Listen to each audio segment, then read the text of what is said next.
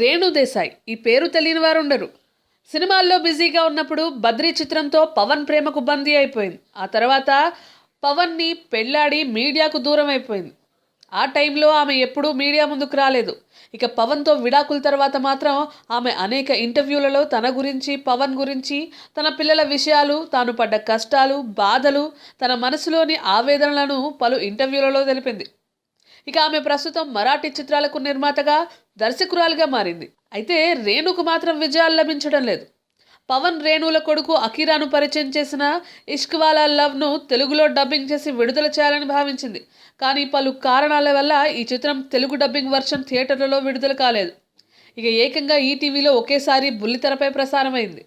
కాగా ఇప్పటికే ఎన్నో ఇంటర్వ్యూలు ఇచ్చిన ఆమె తాజాగా విమెన్స్ డే సందర్భంగా ప్రముఖ జర్నలిస్ట్ ప్రేమకు ఇంటర్వ్యూ వచ్చింది.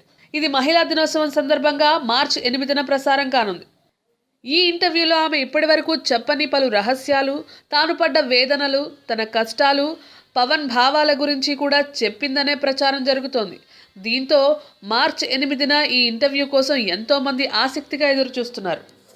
Tollywood latest news. For more updates on anything happening in Tollywood, please like, share and subscribe to Tollywood latest news.